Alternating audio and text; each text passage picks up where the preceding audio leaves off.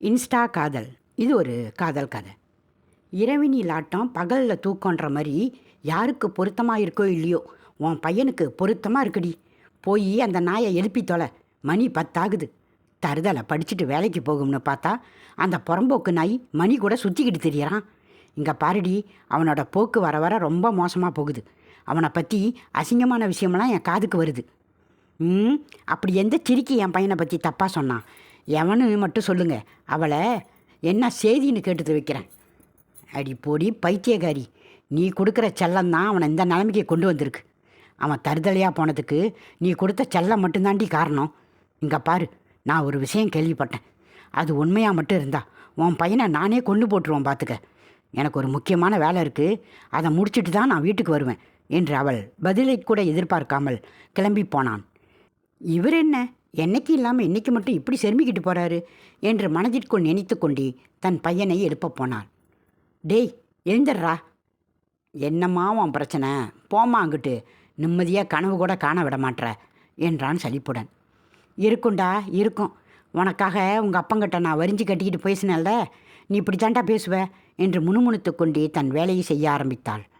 அந்த சமயம், வாடி வாடி நட்டுக்கட்ட வசமா வந்து மாட்டிக்கிட்ட என்று அவனுடைய ஃபோன் ரிங்டோன் நடிக்க அதை எடுக்க போனால் காத்தாயி. அதுவரைக்கும் கனவு கண்டு கொண்டிருந்த சண்முகம் அந்த பாட்டை கேட்டவுடன் அடித்து பிடித்து கொண்டு டேபிள் மேலே இருந்த ஃபோனை எடுத்தான். அவனை ஆச்சரியமுடல் பார்த்தாள் காத்தாயி. போம்மா, போய் உன் வேலையை பாரு, இது என்னோட ஃப்ரெண்டு கார்த்தி தான் என்று அவன் அரைக்கதவை சாத்தினான். ஹலோ, இன்னைக்கு நைட்டா? சரி, நான் வரேன் என்று ஃபோனை கட் செய்தான். மணி சொன்னது போல் நம்ம வீடியோ வேலை செய்யுது. அன்னைக்கு என்னம்மா திமிர்னா, இன்றைக்கி என்னையே வர சொல்கிறா. அதுவும் என்னை மட்டும் தனியாக வர சொல்கிறா. அவளோட குடுமி இப்போ என்கிட்ட இருக்குல்ல, அவள் வந்து தானே ஆகணும் என்று மனதிற்குள் நினைத்து கொண்டான். சரியாக 10 மணி ஆகும். தன் அம்மாவிடம் பேசினான். நான் கார்த்தியை பார்க்க போகிறேன். அவன் வீட்டில் ஏதோ சின்ன வேலையான், நான் காலையில் வந்துடுவாம்மா. சும்மா நொய் நொயின்னு ஃபோன் பண்ணாத சரியா என்று கூறிவிட்டு கிளம்பினான். ஆள் அறவுமே இல்லாமல் ஊருக்கு ஒதுக்குப்புறமாக இருந்தது அந்த பழைய நியூஸ் பேப்பர் குடோன். ஏதோ அவனுக்கு பழக்கப்பட்ட இடம் போல அந்த குடோனில் உள்ள ஒரு அறைக்கு போனான். அங்கு இவனுக்காகவே காத்திருந்தவள் போல அவள் ஜொலித்து கொண்டிருந்தாள். என்னடி, அன்னைக்கு என்கிட்ட எகிரிக்கிட்டு வந்த, இன்னைக்கு நீயே ஃபோன் பண்ணி வர சொல்லியிருக்க என்றான் காமம் கலந்த பார்வையில். நீங்கள் தான் நான் வந்தால் என்னோடய வீடியோவை தரதா சொன்னீங்களே. தரேன், ஆனால் என் ஆசையை நிறைவேற்றிய பின்னாடி தான் தருவேன் சரியா என்றான் சிரித்து கொண்டே. உன்னை லவ் பண்ண பாவத்துக்கு எனக்கு இந்த தண்டனை வேணும் தான். உன்னை நம்பி வந்த என்ன ஜூஸ் தரேன்ற பேரில் போதை மாத்திரை கலந்து கொடுத்து நான் வேணான்னு சொல்ல என்ன நீங்களும் உங்கள் ஃப்ரெண்டும். அதற்கு மேலும் வார்த்தை வராமல் கூனி குறுகி நின்றாள்.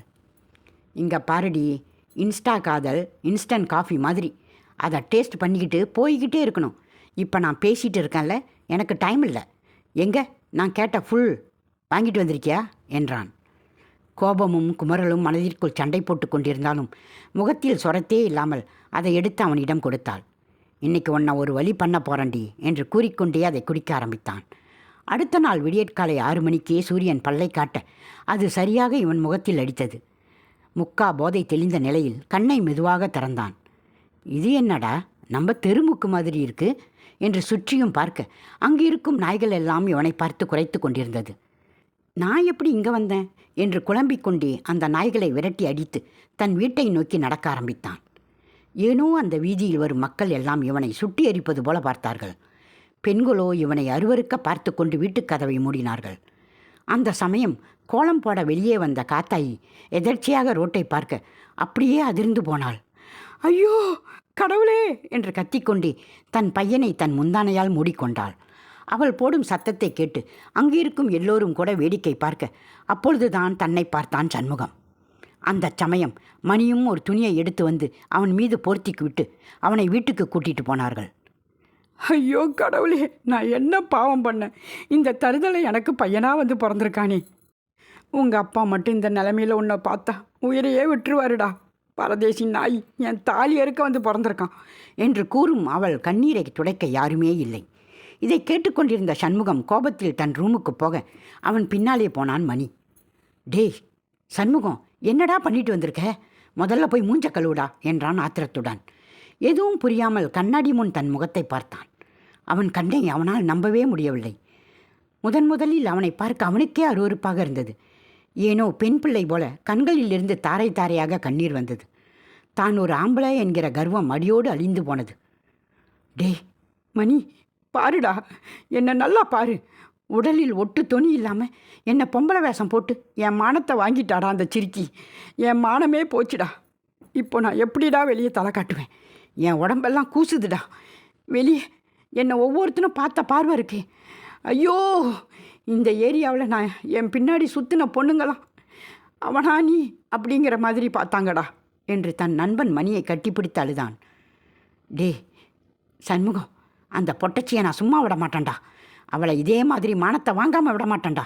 நீ எதுக்கும் கவலைப்படாத என்றான் ஆவேசமாய். 1 மாதம் கழிந்தது. 1 மாதமாக அவளை எங்கே தேடியும் கிடைக்கலையே என்று புலம்பிக் கொண்டிருந்த மணிக்கு ஒரு மெசேஜ் வந்தது. நீ தேடும் பெண் அந்த குடோனில் தான் இருக்கிறாள். வரேன்டி வரேன்.